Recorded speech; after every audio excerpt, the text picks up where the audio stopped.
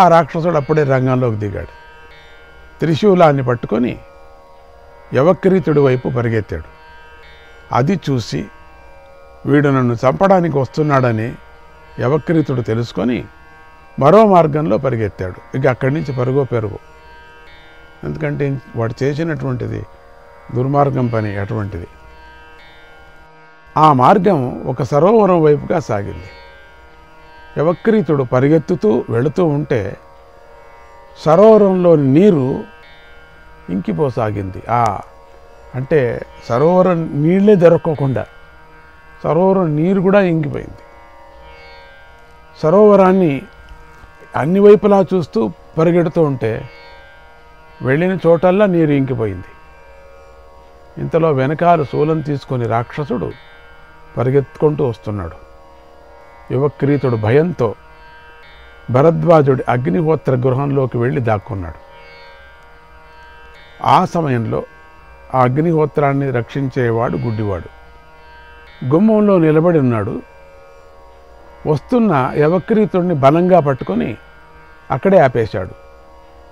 ఆడికి తెలిసిపోయింది ఎవడో వస్తున్నాడు లోపలికి అని చెప్పి పట్టుకున్నాడు. అట్లనే ఇంతలో ఆ రాక్షసుడు వచ్చి శూలంతో యవక్రీతుడి గుండెల్లో పొడిచేశాడు. యవక్రీతుడు అక్కడికక్కడే మరణించాడు. అలా రాక్షసుడు యవక్రీతుడిని చంపి తిరిగి రైభుడి వద్దకు వచ్చాడు. రైభుడి ఆజ్ఞను పొంది తన భార్యతో కలిసి ఆయననే సేవిస్తూ ఉన్నాడు అని చెప్పాడు లోమశ మహర్షి. చూసారా, తండ్రి చెప్పాడు వెళ్ళొద్దురా అక్కడికి, వెళితే నీకు అపాయం ఉంది అని. వరగర్వం, ఆ గర్వంతో మొత్తం అన్నీ మర్చిపోతారట. ఓం శ్రీకృష్ణాయ పరమాత్మనే నమః. 137వ అధ్యాయం. లోమశ మహర్షి ఇలా చెప్పసాగాడు. భరద్వాజుడు ప్రతిరోజు చేసుకునే స్వాధ్యాయాన్ని పూర్తి చేసుకున్నాడు. వేదమంత్రాలను చదువుకున్నాడు. సమిధులు తీసుకొని ఆశ్రమానికి వచ్చాడు. అక్కడికి పూర్వం మహర్షి రాగానే అగ్నులు లేచి స్వాగతం పలికేవి. కానీ ఎందుకో ఇప్పుడు అవి అలా పైకి లేచి మహర్షికి స్వాగతం పలకలేదు భరద్వాజుడికి. అక్కడ యవక్రీతుడు చంపబడి ఉన్నాడు కనుక అగ్నులు పూర్వంలాగా లేచి స్వాగతం చెప్పలేదు. ఆ మార్పును భరద్వాజుడు గమనించాడు. ఏమో మార్పు జరిగింది ఇక్కడ, ఆశ్రమంలో ఏమో జరిగింది. అక్కడ కూర్చున్న గృహరక్షకుడిని చూసి ఇలా అడిగాడు, ఓ దాసుడా, పూర్వంలాగా నా అగ్నులు నాకు స్వాగతం పలకటం లేదే, ఇక్కడేం జరిగింది, ఏమైంది? ఒకవైపు నువ్వు కూడా పూర్వంలాగా లేవు, నీలో కూడా మార్పు కనిపిస్తుంది. ఆశ్రమంలో అందరూ క్షేమంగా ఉన్నారా లేదా? మందబుద్ధి గల నా పుత్రుడైన యవక్రీతుడు ఆ రైభుడి వద్దకు వెళ్ళాడా? తెలిసిపోయింది ఆయనకు. ఏం జరిగిందో నాకు వెంటనే చెప్పు. నా మనస్సు ఆందోళనంగా ఉంది, నా మనస్సుకు శాంతి కలగటం లేదు అన్నాడు. అప్పుడు ఆ దాసుడు ఇలా అన్నాడు, ఓ మహర్షి, మందబుద్ధి అయినటువంటి నీ కుమారుడు రైభుడి వద్దకే వెళ్ళాడు. అక్కడ రైభుడి చేత పంపబడిన ఒక రాక్షసుడు చేతిలో శూలం పట్టుకొని నీ కొడుకును తరుముకుంటూ వచ్చాడు ఇక్కడికి. అప్పుడు యవక్రీతుడు అగ్నిశాలలోకి వెళదామనుకున్నాడు. నేనే అతడిని ఆపాను, ఎందుకంటే అతడు అపవిత్రుడై ఉన్నాడు కాబట్టి. జలం కోసం ఇక్కడికి వచ్చాడు. ఈ లోపలే శూలాన్ని పట్టుకున్న రాక్షసుడు అతి వేగంగా వచ్చి యవక్రీతుడిని చంపేశాడు అన్నాడు. ఆ మాట విని భరద్వాజుడు ఇలా దుఃఖించాడు. పుత్రశోకం కదా. ఓ కుమారా, నువ్వు విప్రుల మేలు కోసం తపస్సు చేశావు. అసలు ఉద్దేశం వేరే. నువ్వు చేసిన ఉద్దేశం మంచిగా అనుకొని చేశావు, విప్రుల మేలు కోసం. విప్రులు చదువుకోకపోయినా వేదం లభించాలని నీ కోరిక. ఏం బాగలేదు, అయినా నీ కోరిక అది. విప్రుల పట్ల మంచి ఆలోచన కూడా చేశావు. అది ఒక విధంగా నీకు అది మంచి యోచననే, కానీ చదువుకోకపోవటం అనేది లేదు. కానీ నిరపరాధులైన ప్రాణులను హింసించే కఠిన స్వభావాన్ని కలిగి ఉన్నావు. నీకు ఇది ఒకటి మంచి స్వభావం, మిగతాదంతా చెడ్డ స్వభావం. నువ్వు గర్వించావు కూడా. ఆ రైపుడి ఆశ్రమానికి వెళ్ళొద్దని నీకు ఎన్నోసార్లు చెప్పాను కదా, అయినా నువ్వు నా మాటలను వినిపించుకోలేదు. అతడు యముడు వంటివాడు. అతడినే నువ్వు చూడటానికి వెళ్ళావు, మరణించావు. అతడు గొప్పవాడి అయినా అతడి బుద్ధి నీచమైంది. ఆ రైభ్యుడు, నువ్వు నాకు ఒకే ఒక పుత్రుడు. ఆ విషయం రైభ్యుడికి తెలుసు. అయినా అతడు నీపై కోపించాడు. కోపానికి లొంగిపోయాడు. రైభ్యుడు చేసిన ఈ కఠిన కర్మ వల్ల నేను పుత్రశోకాన్ని పొందాను. నువ్వు తప్పు చేశావు, ఆయన కూడా తప్పు చేశాడు. మీరిద్దరు తప్పుతో నేను బాధపడుతున్నా. ప్రాణులకి ప్రాణాలెంతో ప్రియమైనవి. అయినా నువ్వు లేకుండా నేను జీవించలేను. నేను కూడా ప్రాణాలను విడుస్తాను. పుత్రశోకంతో బాధపడుతూ నా శరీరాన్ని విడుస్తున్నాను. నేను చాలా రోజులు ఉండను కూడా. ఇప్పుడు రైభ్యుడి పెద్ద పుత్రుడు ఏ తప్పు చెయ్యని తన తండ్రినే రైభ్యుడినే హత్య చేయుగాక అని శపించాడు. ఇదెక్కడిది?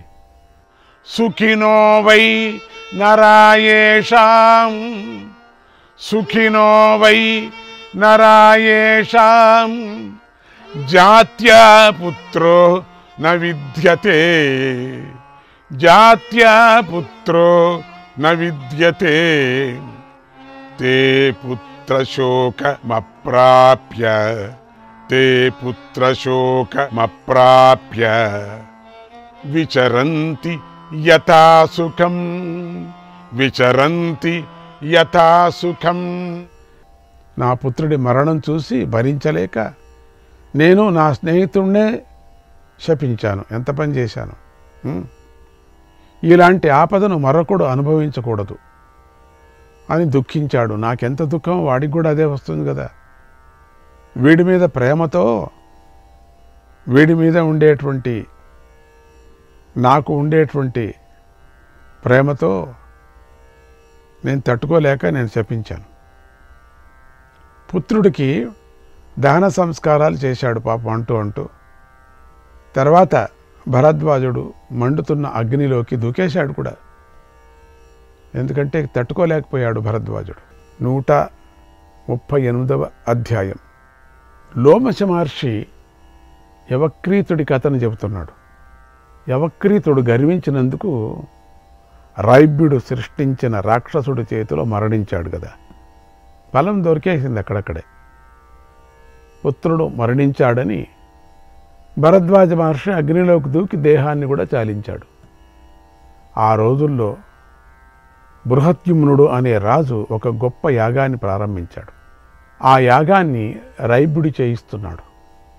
పెద్ద యజ్ఞం జరుగుతూ ఉంటుంది. అప్పుడప్పుడు రాజులు ఉన్నారు కదా. యజ్ఞం పూర్తి కావస్తుంది. అప్పుడు బృహద్యుమ్నుడు రైభ్యుడి పుత్రులైనటువంటి ఆర్వావసు పరావసులతో, మహాత్ములారా, మీరు ఈ యాగానికి సహాయం చేయండి అని కోరాడు. అప్పుడు వారు రైభ్యుడి ఆజ్ఞను పొంది యాగానికి వెళ్ళారు. అప్పుడు ఆశ్రమంలో రైభ్యుడు, పరావసుడి భార్య మాత్రమే ఉన్నారు. ఒక రోజున పరావసు ఇంటికి వచ్చాడు.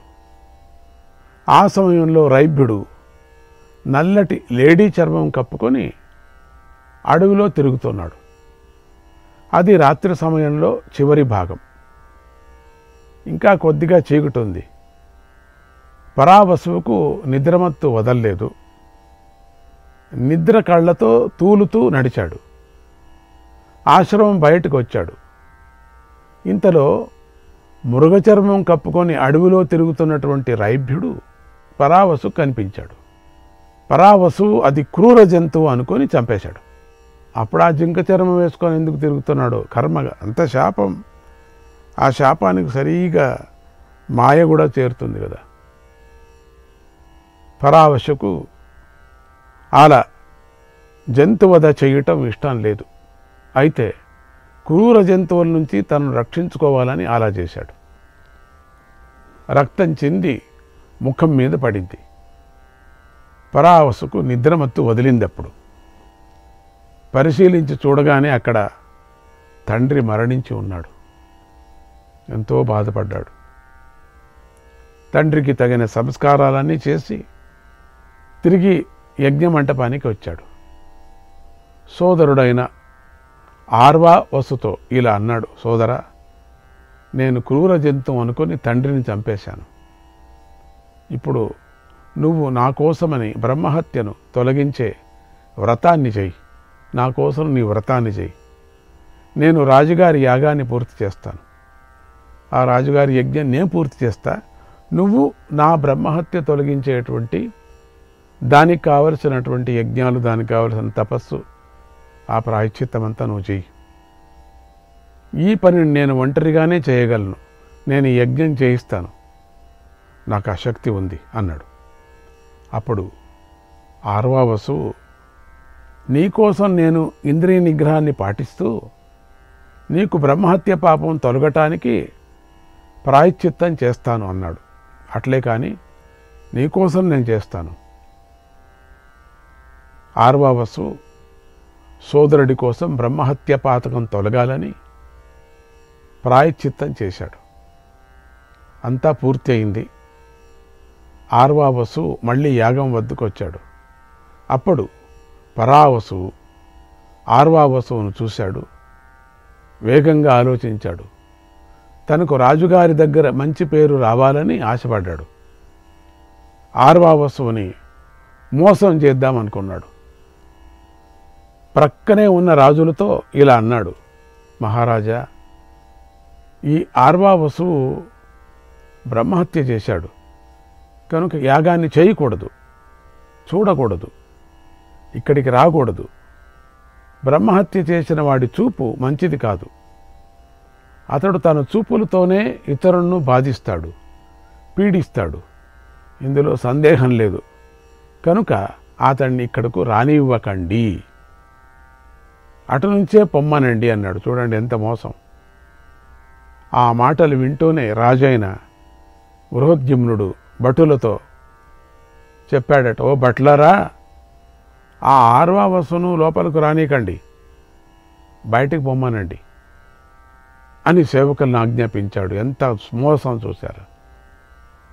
సేవకులు ఆర్వావసువును బయటకు గెంటారు. ఆర్వావసుడు మాటిమాటికి, మహారాజా, నేను బ్రహ్మహత్య చేయలేదు, నన్ను నమ్మండి అని మొత్తుకుంటున్నాడు. కానీ ఆ మాటలు రాజుగారు వినిపించుకోలేదు. అప్పుడు ఆర్వావసు, ఓ సేవకులారా, ఈ బ్రహ్మహత్యను నా సోదరుడే చేశాడు, నమ్మండి. నేను అతన్ని పాపం నుండి విడిపించాను, కావాలానే నేను విడిపించాను, భాతృప్రేమ మీద అని నిజం చెప్పాడు. అయినా సేవకులు వినిపించుకోలేదు. ఇక చేసేది లేక ఆర్వావసు అడవిలోకి వెళ్ళిపోయాడు. ఇంకేం చేస్తావు, ఇంకా నేను ఉండలేను ఇక్కడ. అక్కడ సూర్యభగవానుని గురించి ఉగ్రమైన తపస్సు చేశాడు. ఊరికే వెళ్ళలేదు. సూర్యదేవుడి అష్టాక్షరిని జపించాడు. చాలా అద్భుతమైనటువంటి అష్టాక్షరి మంత్రం. సూర్యభగవానుడు ఆర్వావసుకు ప్రత్యక్షమయ్యాడు. దేవతలంతా ఆర్వావసు తపస్సుకు మెచ్చుకున్నారు. నిరపరాధి మంచివాడు కదా. అందరూ పరావసుడిని నిందించారు. పరావసుడు చేసిన మోసమే కదా, అట్లా చేయవచ్చా?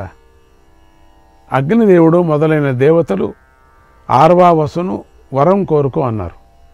అప్పుడు ఆర్వావసు దేవతలను, ఓ దేవతలారా, నా తండ్రి బతకాలి, నా సోదరుడికి దోషం తొలగాలి, నా తండ్రికి తాను ఏ కారణం వల్ల చనిపోయాడో గుర్తు ఉండకూడదు, అలాగే భరద్వాజుడు బ్రతకాలి, అతడి కుమారుడైన యవక్రీతుడు కూడా బ్రతకాలి, ఈ సౌర మంత్రం ప్రసిద్ధి చెందాలి అని కోరాడు.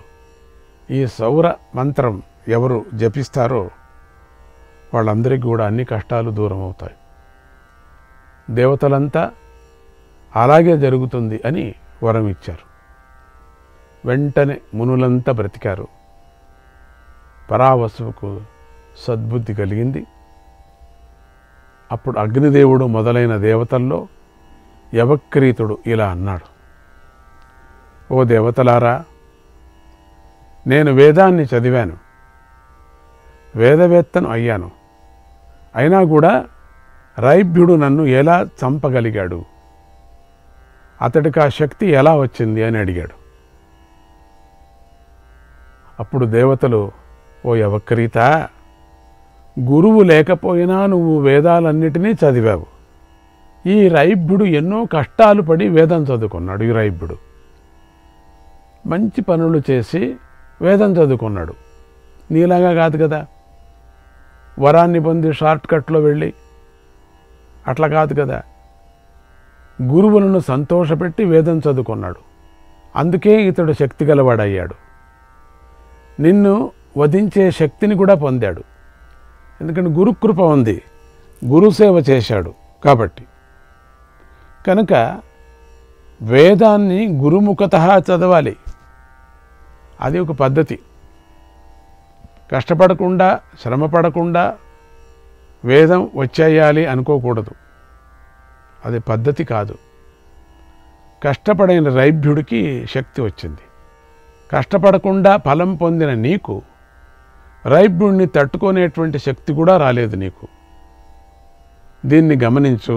కనుక సంప్రదాయాన్ని పాటించి నియమాన్ని పాటించాలి, సనాతన ఆచారాన్ని తప్పకూడదు అని యవక్రీతుడికి బోధించారు. తర్వాత అగ్ని మొదలైన దేవతలందరూ అందరినీ ఆశీర్వదించి స్వర్గలోకానికి వెళ్ళిపోయారు. ఓ ధర్మరాజా, ఇది రైభ్యముని చరిత్ర. ఇదే ఆయన పవిత్రమైన ఆశ్రమం. ఇక్కడ చెట్లన్నీ ఎప్పుడూ ఫల పుష్పాలతో సమృద్ధిగా ఉంటాయి.